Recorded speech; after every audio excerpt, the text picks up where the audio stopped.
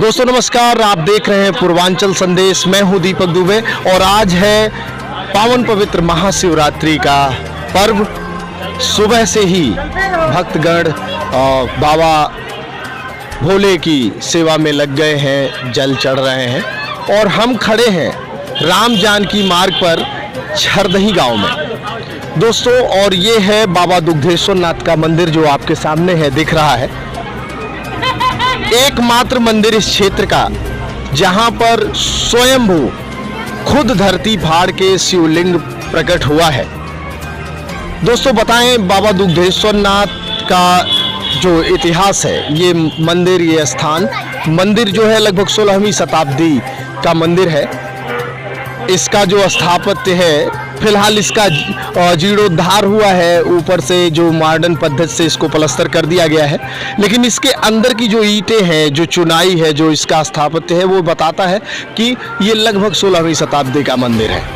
इतिहास की बात करें दोस्तों तो आज तक लगभग कहें बुजुर्ग ये नहीं बता पाए हैं कि आखिर उनकी जानकारी में किसी बुजुर्ग ने बताया हो कि ये मंदिर कब बना, यानी प्राचीनता बहुत पुरानी है। इतिहास की बात करें, इतना प्रताप की ये जो गांव है छरदही, इस गांव का नामकरण भी आप ही के नाम पर हुआ। इस गांव का नाम है छरदही और छरदही में जो छर है वो क्षीर से इसकी उत्पत्ति हुई है। बाबा क्षीरेश्वर नाथ, जिन्हें अब दुग्धेश्वर नाथ कहा जाने लगा है, बाबा क्षीरेश्वर नाथ के ही नाम पर इस गांव का नाम क्षीरदही, जिसका अपभ्रंश होकर फिर ये छरदही हुआ। बहुत पुराना इतिहास और बहुत प्रताप है बाबा भोलेनाथ का, बाबा दुग्धेश्वर नाथ का।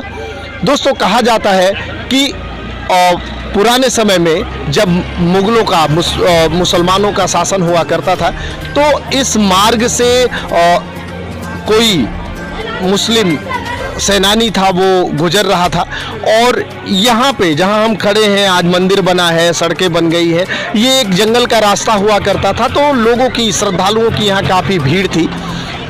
उसने भीड़ को देखा और उसको आश्चर्य हुआ, जाकर उसने देखा कि लोग एक पत्थर की पूजा कर रहे हैं और उसने शिवलिंग पर दो तरफ से प्रहार किए। दोस्तों कहा जाता है उसके प्रहार से दूध की धारा बह निकली और दूध की धारा बहने से वहीं से आपका नामकरण क्षीरेश्वर नाथ, दुग्धेश्वर नाथ हुआ। और यहीं से आगे एक पोखरा है जहां कहते हैं कि यहां पे वो वार करने के बाद जब वो सेनानी निकला तो यहां से लगभग 400 मीटर दूरी पे एक पोखरा है, वहां पे जाके वो घोड़े सहित गिरा और मर गया। ऐसी बातें, ऐसी किंवदंती चली आ रही है। बाकी प्रताप की बहुत अपरंपार महिमा है। हम चाहेंगे कि हम आपको अंदर शिवलिंग का दर्शन। बिल्कुल जन सैलाब उमड़ा हुआ है और काफ़ी दूर दूर से लोग यहाँ पे आते हैं।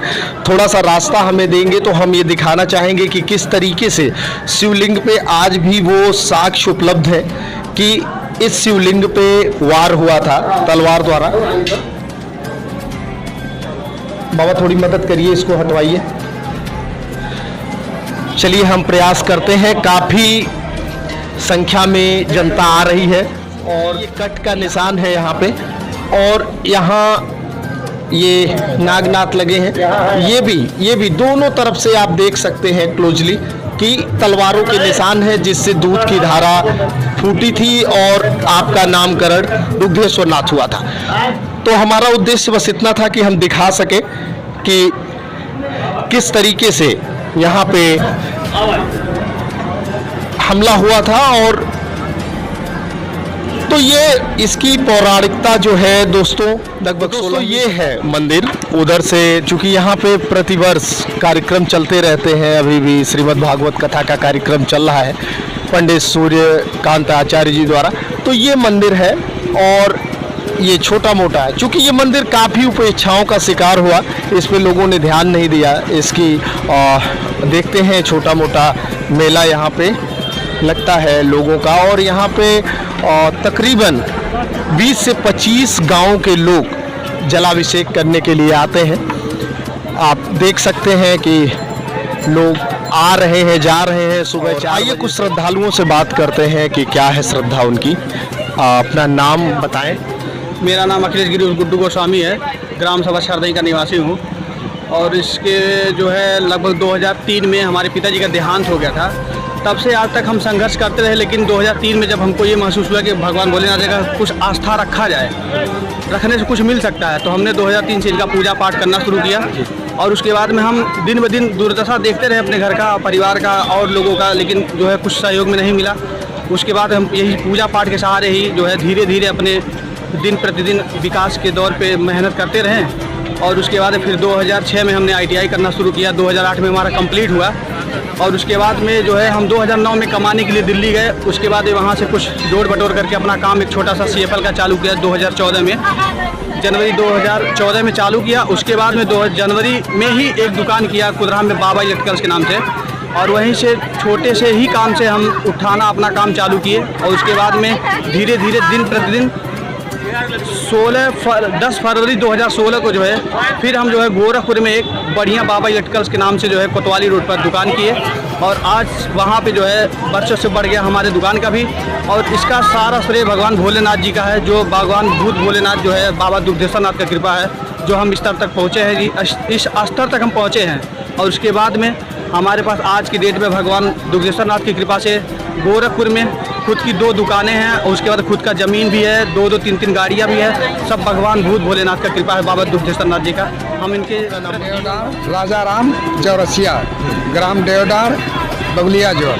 मंदिर पे कितने दिनों से आते हैं? मंदिर से हम तो 15 साल से ऊपर आते हैं। हाँ। तो क्या कुछ आशीर्वाद बाबा का महसूस करते हैं? हाँ हाँ बिल्कुल करते हैं। हाँ।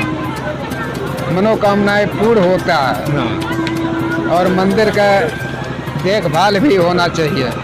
देखभाल होनी चाहिए। हाँ, आपका नाम भैया? भैया शुभ नाम हमारा अंगद सोनी है। हाँ, कहाँ से आए हैं सोनी? कुदरा बाजार से हैं निवासी। सोनी जी कब से आते हैं इस यहाँ मंदिर तो में? लगभग 5-7 साल हो गए हमको आते हुए। तो क्या लगता है यहाँ नहीं, आते हैं तो कुछ बाबा का मैंने आशीर्वाद? बाबा का आशीर्वाद है। मैं 22 साल से मैं बाबा धाम प्रतिदिन जो है जा रहा हूँ, मतलब सावन में। और जो भी मांगते हैं सब उनकी जो है पूरा इच्छा करते हैं बाबा। मैं हरिगोविंद द्विवेदी इस छरदही गांव का निवासी हूं।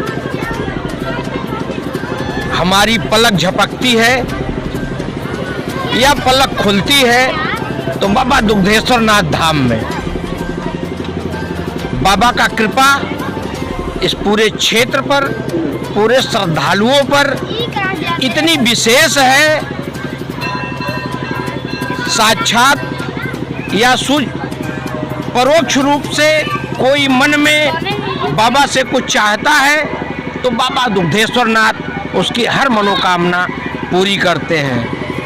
हम लोग इन्हीं के सहारे, इन्हीं के भरोसे हमेशा कुछ नया करने का प्रयास करते हैं। साधनहीनता के बावजूद भी बाबा की असीम कृपा से वह काम प्रत्येक वर्ष बहुत विधि विधान के साथ पूर्ण होता है। चाहे दुबे जी अगर हम जानना चाहें इस मंदिर की प्राचीनता के बारे में, तो क्या कभी, जैसे आपकी भी एक अवस्था हुई, रिटायरमेंट के करीब हैं आप, जी। तो क्या आपके कभी किसी बुजुर्ग ने ये बताया कि हमारे बुजुर्ग की जानकारी में ये मंदिर बना? जैसे मेरी उम्र लगभग 60 वर्ष है और बचपन से उस समय के जो बुजुर्ग रहे हैं जिनकी उम्र 90-100 तक थी, कभी उनके मुंह से भी ये सुनने को नहीं मिला कि उनके बाबा और परबाबा के समय में इस मंदिर का निर्माण या जीर्णोद्धार हुआ। जो एक आम जनश्रुति है, किसी एक बुजुर्ग के द्वारा हमने सुना है कि ये लगभग 17वीं शताब्दी का बना हुआ मंदिर है। और उस समय यहाँ आवास और गांव आबादी नहीं थी, जंगल जैसा इलाका था। लोगों ने बाबा के महात्म्य को पहचाना, बाबा की कृपा हुई, दूर दूर तक ख्याति पहुँची और यहाँ के क्षेत्रीय जनों के सहयोग से विशाल भव्य मंदिर का निर्माण हुआ। तब से हमेशा शिवरात्रि के दिन तो विशेष अनुग्रह बाबा की रहती है, लेकिन 365 दिन 24 घंटा बाबा के भक्त, दुग्धेश्वर नाथ के भक्त बाबा को याद करते हैं और बाबा सबकी कसौटियों को, सबकी मांगों को हमेशा पूरा करते हैं। हर हर महादेव। दोस्तों, ये हमने आपको मिलाया और कुछ श्रद्धालुओं से भी बात कराई। लोगों का आना जाना लगा हुआ है। जैसा मंदिर के बारे में मैंने बताया, 16वीं शताब्दी के लगभग का ये मंदिर है। तो इसका जीर्णोद्धार, इसकी छत बिल्कुल जर्जर हो चुकी थी। ये जीर्णोद्धार हुआ इसका हमारे जो वर्तमान ब्लॉक प्रमुख हैं श्री अनिल दुबे जी के द्वारा। तो इसका जीर्णोद्धार हुआ, फिर से इसकी छत पड़ी और पूरा इसको मेंटेन किया गया आइल स्टाइल से, और इसमें लोगों का योगदान रहा। और इसके साथ साथ ये बगल में आप देख सकते हैं, ये धर्मशाला भी प्रमुख जी द्वारा बनवाई गई, जिसमें पंखे वगैरह लगे हैं कि अगर कोई चूंकि ये मार्ग पे मंदिर है, किसी को आवश्यकता है वो यहाँ रुक सकता है, किसी का छोटा मोटा कार्यक्रम है वो यहाँ पे संपन्न कराता है। इसके अलावा ये एक पक्का मंच चूँकि इस गांव में प्रतिवर्ष नवरात्रि में दुर्गा पूजा का आयोजन होता रहता था, तो बांस पट्टी लगा करके यहाँ पे मंच बनाया जाता था। तो ये पूरे पक्के मंच की व्यवस्था प्रमुख जी द्वारा की गई। इस तरीके से इस मंदिर की तरफ थोड़ा सा ध्यान वर्तमान प्रमुख उनके नेतृत्व में समस्त जो ग्रामवासी हैं उनकी प्रेरणा रही। यहाँ पे बड़े बड़े कार्यक्रम हुए, दो बड़ी यज्ञ हुई। तो दोस्तों, ये है दुग्धेश्वर नाथ मंदिर।